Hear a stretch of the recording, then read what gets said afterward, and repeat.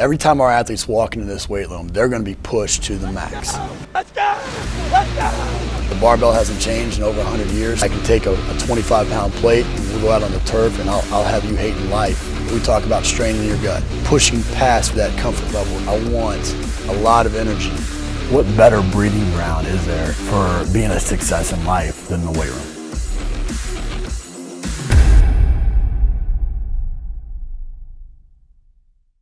Hey guys, welcome back to Iron Game Chalk Talk. I'm your host, Ron McKeefery, and this is episode number 211. I want to thank each of you guys for listening each week. I really appreciate those of you that leave ratings and reviews on iTunes. That helps us just spread the word. Also want to thank our sponsors, and specifically Versapulli for sponsoring this episode. Wouldn't be able to do this without them, and I only partner with companies that I believe in and trust. This week I'm joined by Tommy Christian. Tommy and I met out at the Speed Mastermind. I've known of him for quite a while. We finally got a chance to meet out there, and he's the director of training for TCBOOST Sports Performance in Chicago, a former Wildcat linebacker, and assistant strength coach there, and just was really just enjoyed our conversation out there and wanted to have him on the show, man. Appreciate you coming on. Thanks for having me, Ron. Tommy, I told you a little bit about, I talked a little bit about your playing experience and the coaching experience, and obviously you've gone pretty much into business for yourself almost right away. But what was the reason that you chose strength and conditioning in the first place?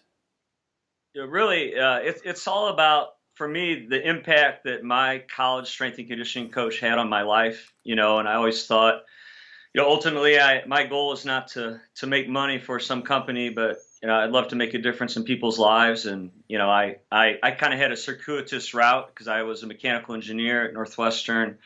Started out in the automotive industry, and then after almost 5 years, kind of took a leap of faith and wound up getting an unpaid internship. And really the goal was to make an impact, and really result of, like most of us in coaching, we had coaches when we were athletes that made a difference in our lives. And that was really what vaulted me from engineering into coaching. Well, who was that? I mean, who was that coach, and what specifically did they do?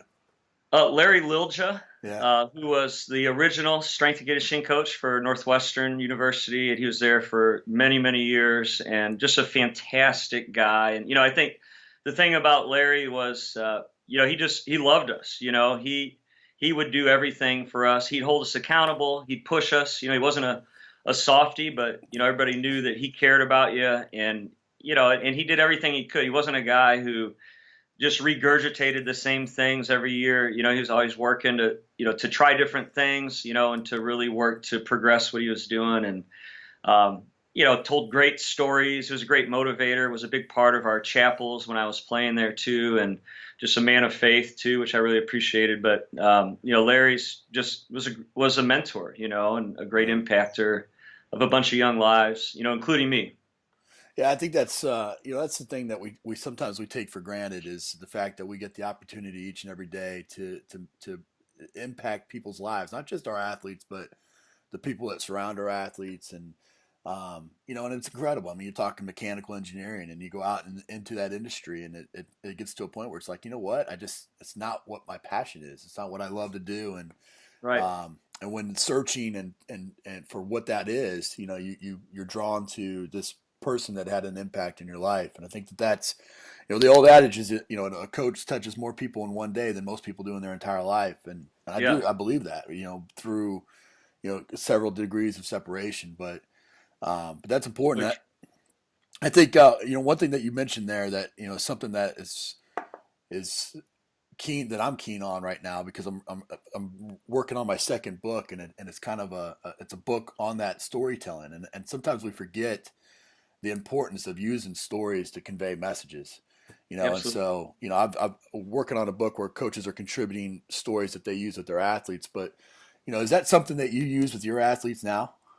Yeah, that's kind of, I think, one of the values of, and what we look for in terms of our coaches is we want coaches that actually played and performed, ideally at a higher level, where they've been able to cultivate experiences where they have stories, because we face athletes that go through adversity. And, I think one of the reasons we go through adversity is so that we can then kind of share what helped us to get through that, and it is like, the power of, to lecture on some theory is very different than to say, hey, let me tell you about my life. Let me tell you about, what helped me when, I was struggling to crack the starting lineup, or I kept having setbacks with nagging injuries, and this is how I approached it. So yeah, I mean, I think stories are, fantastic, and I think it's a gift if you're a good storyteller and a coach. I couldn't agree with you more. Well, jumping in from mechanical engineering to strength and conditioning, even though as a player you experienced it, coaching it's a completely different deal. I'm sure you made lots of mistakes. What's one of the biggest mistakes you made, and kind of how you learned from it? I think I was thinking about that question. I think the area I think early on is not really thinking in terms of progression. I think I would just tend to say, well, this is what I want, and I just would jump right to the end thing, Right. and especially as somebody who spent most of my career focused on the speed development side of what we do, I think it's really thinking about like what is that very specific movement that a linebacker goes through, or a center, or a defensive back, and just starting right there, and then kind of running out of progressions, as we go through the off season. I'm like, how do we keep this from being stale? And I say that's something that I think early on I would go right to the thing that I thought would have the most transferability to the field, and I've been challenged to, really back that back and really think through the progressions and what are kind of the foundational components to create what we want in terms of movement at the end. Yeah, I think that's.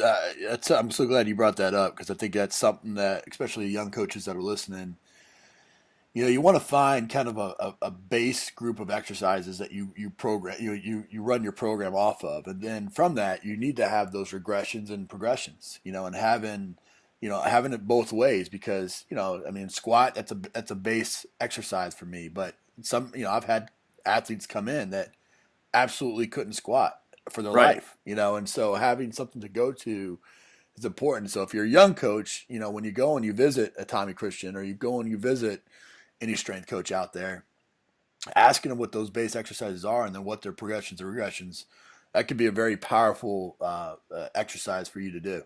Yeah, absolutely. You're known, in the industry as somebody that develops speed and doing it at a high level. What are some of the common mistakes that you see when athletes come to you? What are some things that are quick fixes, or things that we need to be doing a better job of, maybe in the school setting? Yeah, I mean, I think an area where I see a lot in terms of what athletes are learning is when we train guys for the combine and NFL draft every year, and I just finished my 17th year of doing that. So we'll get athletes that come in and they've been, all over the country, different programs, from prominent programs like USC and Notre Dame, Nebraska, to small schools. And it's always interesting for me to ask kind of find out what have they done so far? What's their experience like at that point? And, and I start to, I think, and I think it's getting a lot better recent years, but I think early on, a lot of them, would come out of that setting and they had not really been coached in the mechanics of how to run well. They always say, well, nobody's ever taught me how to start, how to accelerate, how to run at top speed. And it's always really been baffling to me, because it's such a foundational part of being a good athlete, is to be able to move well, and it's the Sure. same in agility as well. And so, and I think it's hard sometimes in the college setting. I was in it early on, and I think it's, when I was at Northwestern, there was only 3 of us that served the entire athletic department, Wow. and so we were just limited in what we could actually accomplish. But I think, first off is being actually coached in how to move and how to run, and then I think the quick fix, so often when, acceleration is so important, and I always say, like, the best athletes are the ones that win the 1-yard race in 360 degrees, like that's the most important thing in sport, that burst, that change of direction, that initial separation. And it's all about applying force into the ground, and I think what athletes do so often is they think, if I'm going to run faster, I have to take faster steps. And they really emphasize that quickness, and they don't really use power, and they work hard and they develop, really, maybe fantastic numbers in the weight room in terms of their cleans and their snatches. And then they don't actually use that force that they're capable of generating, because in their mind, their motor pattern is fast steps, fast steps, fast steps. And so really getting them to focus on full pushes, gaining ground. We always say, we want you to, like, imagine like if you're running stadium stairs, you're trying to take 3 stairs at a time, where you're going to get a powerful full push. You're going to really have to drive your knees so you don't trip on that next step. But usually we see progress there because most athletes don't actually do that well. And, we do a lot of film analysis, and we'll kind of show them, like, here's your first 3 steps. Here's where you're at 5 yards. This is what we're trying to get to. And it's helpful to show, images of, Asafa Powell, Usain Bolt, so say like, hey, these are guys where, speed is their sport. This is what they work on, and this is how they run. And there's a reason why, and that process wasn't natural. We always say, like, when we used to work with the redshirted guys at Northwestern, we kind of talk to them about speed, and we bring them in the team room, show them videos, and I'd show them Olympic finals, and I'll say, what do you see in common with all of these guys? And they're like, well, they all run great. Like, they look great running. I'm like, do you think that was natural? Right. Well, they were naturally fast. If you're an Olympian, they certainly were probably the fastest kid around. Sure. But they had to work on that skill of running that way. And, and I mean, if you're spending, how many hours you spend catching balls or, shooting basketballs, how much time you spend on your skill of taking a great first step in acceleration. So. Well, I agree with that 100%. When you made that jump, I mean, obviously being in the team setting, you probably didn't have the same knowledge, of how to move well as you do now. What were some of those first steps that you took to really understand movement? Yeah, I think for me, number one is just watching, being observant, and I think as my background as a mechanical engineer, has helped me to really, think maybe a little bit more analytically, or more bent that way. And so I'm looking at, how do we apply force? What are the angles most, advantageous? So like really looking at movement just outside the box, more as the body as kind of a system of levers, and then early on, having, when I was at Northwestern, I was able to, meet with some people. Northwestern was able to, fly me around, and I got to go down. My brother was playing for the Atlanta Falcons, and Lauren Seagraves was running their speed program with Al Miller. This was like, late 90s, early 2000, and got to spend a little time with them, went and spent time with Chip Smith early on. And, and then I had an entire team of guys, as a young strength coach, where I got to put together my plan and run it, execute it, and kind of see what worked, what didn't, timing guys before and after, and gradually kind of progressing that. But I think having those influences, but then using your own reason, and I think for me, I would learn stuff, and I would just do it at first, just thinking, well, I trust this person and they do it, but then I'm like, I have to understand it, and it has to make sense to me, because I'm going to be more effective as a coach if I can, really show an athlete why we're doing what we're doing. How's it going to help? I have to understand it. And if I can't have the why of what's in a program, then I won't put it in it, but where early on as a coach, I didn't know much. I just had to trust it and do it. And then as I learned, I'm like, well, that doesn't really make sense. That doesn't make sense because of these articles that I've read or this research, or, and then I'm like, well, let's change that, because maybe they got better in spite of that part of my program and not because of it, I'm glad you said that. I think that's so true with what, as coaches. I mean, that's all we can do, is that we are a culmination of our experiences and our education up to that point. Where most people stop is that they identify with a certain program or a certain system, and then they block out the continually challenging that, and I think that's something that you've done naturally, where, you've watched, you've learned, you've tried, and then you turn around and you start that process back all over again. And Right. I think that that's a common thread with the successful coaches is that you're a lifelong learner and you're constantly challenging your ideals to make sure that they're most current. Yeah, absolutely. You did, one of the challenges with being in a team setting, like you mentioned, with Northwestern, where you're three guys and you have the entire athletic department, is that you're often coaching speed in a group setting. Right. What are some of the tactics that you've used to kind of, to coach a big group?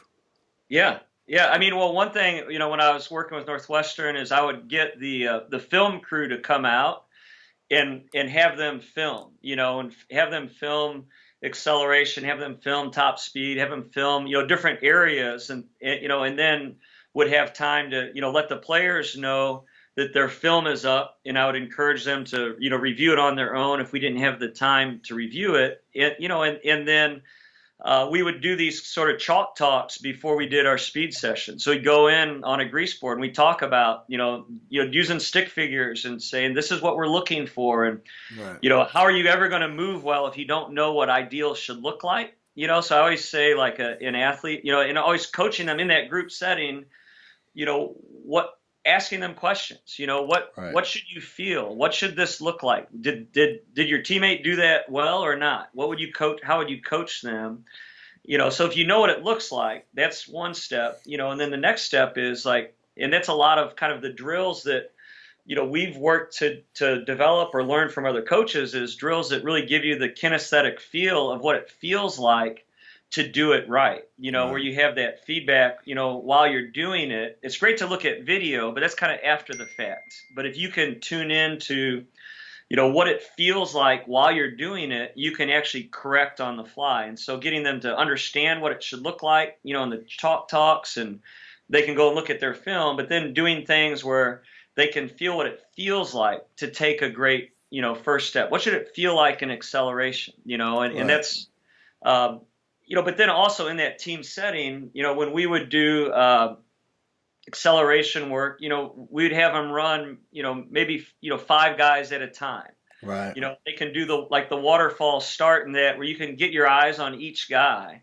And then as they're coming back, they need recovery anyway. If you're doing high quality speed work, you can't go every 30 seconds and think that they're getting faster, Right. and so in that recovery time, we would always go and like, if I was running that station, I would be walking back with the athletes and say, hey, John, you're breaking at your hips. You need to really, don't think of getting your head and shoulders down. Think of getting body lean, through your ankles, and let's have that straight line of force through your body. And, and you could pick out really like, it's kind of like you pick out the low hanging fruit in that large group setting, and you kind of see guys that are really bad.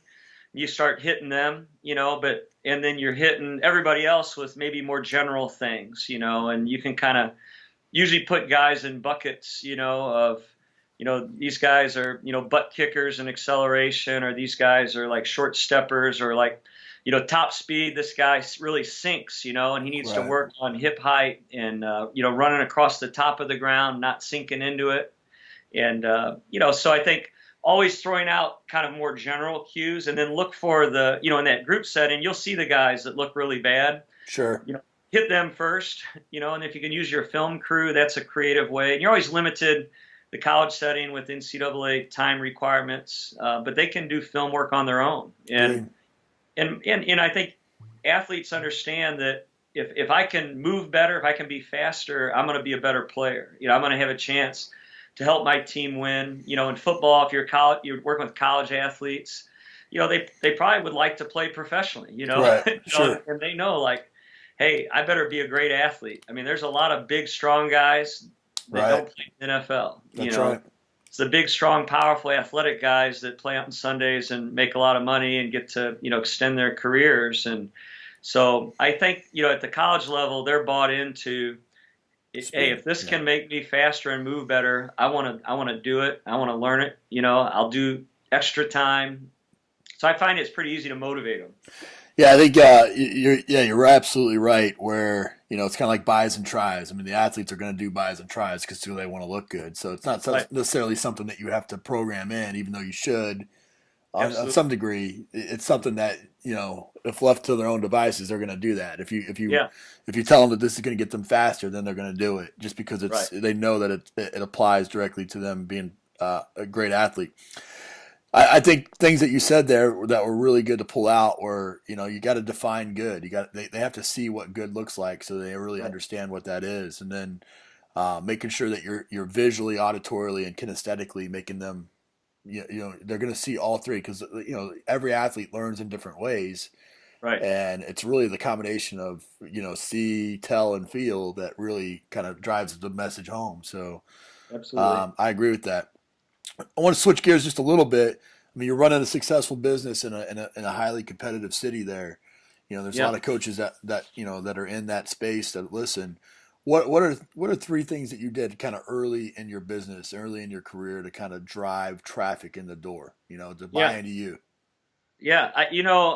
As I look back on it, Ron, I'm like, I I'm amazed. I really think like by God's grace, I'm doing what I'm doing. And I've made so many mistakes. But I think if I look back and say what were the things I did right, and most of it was kind of unintentional early on. Although I think really driven by a desire to build relationships Sure. was something that I was intentional about. And it really came from the heart of why I wanted to be a coach. And early on when I was an engineer and I thought, man, this was like 1999. And I thought, man, if I had known what I learned as a college athlete and what my brother was getting in the NFL when I was in high school, it would have made a huge impact on my career. And who knows, what I could have done as an athlete if I had great training and coaching at a high school level. And so I had this idea, and sports performance wasn't even a word back then. Sure. Strength and conditioning. You either worked out at Bally's if you're in high school, or maybe you had a high school weight room. I mean, a lot of places didn't even have weight rooms back Right. then, late 80s. Um, and so I called my high school coach and I had this great idea about, starting this, training company that would work with high school athletes and, give them the kind of training that college and pro athletes have and really make this impact. Like, Coach, what do you think? And he says, I don't like it. What? It's a great idea. This is my Right. dream, and Right. and he said, well, I don't want you to take players away from me. I don't want you to Right. take my players away from my program. Right. And it really like made me think. And I'm like, I need to be all about complementing and finding ways to add value to what high school coaches are doing. And so early on, and most time, 9 out of 10 times they wouldn't answer calls and wouldn't return emails, but with persistence, I was able to build relationships with high school coaches and show them value, and in those relationships, really seek to offer larger group setting, like speed camps at their school, offering demos, clinics, just ways to earn their trust and help their team kind of in Right. the setting that they were at. And so early on, I didn't have a facility, and when you have a business, if you take on a large rent or mortgage and you hire a bunch of coaches, like you'll go It's bankrupt overhead. very Yeah. quick. You can't last too many months. And so I think for me to start small in terms of those big expenses and really focus on building relationships, building a network of coaches that know about you and trust you, and then, working to do camps, and working to like do stuff at the high schools, that was really what I was doing. And, in that time I was also contracted by Northwestern. I was running all of their speed development work, which was, helped to subsidize Sure. cash flow, and it was a great experience, really rewarding for me to grow in that setting as well. And so I think that's one thing is, if you can do it without a facility at first, I think that's a smart move, and try to grow some network of coaches and athletes that know you and trust you. And then, I think, yeah, I mean, I really think for me, it was like the three things of building relationships with coaches, focusing on that team and camp setting, and then being patient about the building, that I think helped me to start out, and then also early on, I think I said yes to everything, Yeah. and I almost think now I'm a lot more intentional, but I think early on, I think that probably helped me, because I got a chance to be in a lot of different environments. I got a chance to meet a lot of different people, and it helped me to, I think, define later on more what I really wanted to focus on, and then as a businessman, which is not what I got into this for, but I have to wear that hat a lot. Right. I know I need to be intentional. I need to say, just like athletes, we have goals of what we want, and they're measurable. As a business, we have goals, and you have to have a plan for how you want to get to where you want to go, and you have to make tough decisions at times. So. Yeah, I think that's the thing that a lot of coaches don't realize is that when you do get into that world, you have to be both a businessman and a strength coach, and a speed coach, Yeah. and that's why a lot of people fail because they haven't developed that skill set, Right. But it's not atypical of what you have to do on a daily basis as a strength coach. You're always having to sell your program, you're always having to create buy-in and build relationships. So it's stuff that transfers. You just got to use it in the right way. But exactly. Well, man, I appreciate all this. I want to end the show with some resources. What's the best piece of coaching advice you ever received? Really, it was from my brother. Who, he was a better athlete than I was. He played 11 years in the NFL. And was kind of paved a road ahead of me. I wouldn't have been a college athlete if it wouldn't have been for his just example, in my life. But,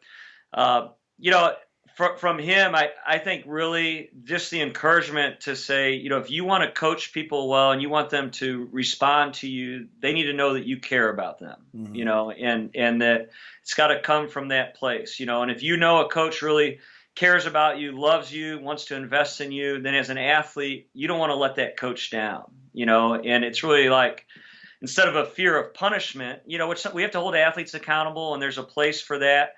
But really, if athletes know that you care about them, that you invest in them, and that you love them, that's why you're there.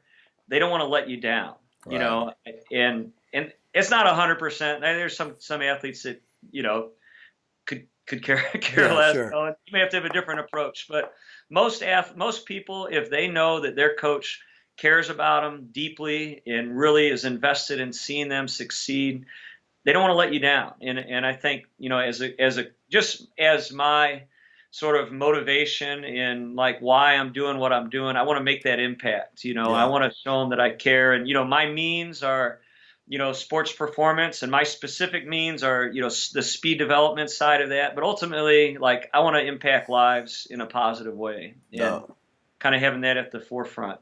Well, that's absolutely the right reason, and that's why you've been successful for sure. What about I see a bookshelf full of books there. Give us a book that you recommend. Yeah, and give me an app and a website as well. Okay, great. There's an author I came across named Rory Vaden, and a book called Take the Stairs, and it's fantastic, and it's really about just principles of being successful in life, and it applies very much to running a business. It applies very much to being a student. It applies to being an athlete, and it's just a fantastic book. I read it this past fall. It has another book called Procrastinate on Purpose. Yeah. It's also fantastic, but just really great. And it just talks about we live in an escalator, world where everybody wants the easy way to the top, and that there really is not an easy path. But with self-discipline and hard work, you can almost guarantee success if you don't quit, and it's really, there's just a lot of great stuff in that book. I'd highly recommend it. And, as a website, I love Elite Track. I go on there, quite a bit over the years. Mike Young is fantastic as just a sports biomechanist, and really great on learning about the mechanics of speed and movement. And then the app we use all the time in our facility, Dartfish Express. It's a bargain, and it's a very useful tool in doing film analysis on the fly and having it on the phone and the iPads. really helps with, helping athletes to see really that image of what they look like and how it compares to what we want them to get to. We use it all the time. And I think it's about $7. So it's pretty cheap. That's awesome. Well, that's a book that I saw that you put that down. I've never read that, and I can't wait to read it. It's fantastic. I would recommend the other one as well. They're very, very good. You'll get a lot out of it, and it'll apply to coaching. It applies to being a dad, being a husband, being a businessman. Sure. Really, all of life. It's great. Well, like I said earlier, I said multiple times through this episode, I mean, it's easy to see why you've been a success. I mean, obviously you have the right reasons, the right motivations behind, the reason why you do what you do. And then, the execution is what you just said. I mean, it's discipline and hard work and being relentless about it. And you've done that throughout. So really appreciate you coming on the show and sharing with everybody, man. Thanks, Rod. Appreciate it. That's it for this episode of Iron Game Chalk Talk. Thanks to this week's guest as well as our sponsors for bringing this episode to you for free. Make sure to check out ronmckeefery.com where you can join our mailing list, find the show notes, including all the links and resources mentioned, and information about Coach McKeefery's other products. While you are there, please join Coach McKeefery in the comments section thanking our guest for sharing. If you haven't subscribed to Iron Game Chalk Talk on YouTube or iTunes yet, make sure to do so. Comments, ratings, and reviews are always welcome. Coach McKeefery can be found on Twitter at @RMcKeefery, on Facebook and YouTube at /Ron.McKeefery. That's it for this week. Be sure to check back next week for another great episode of Iron Game Chalk Talk.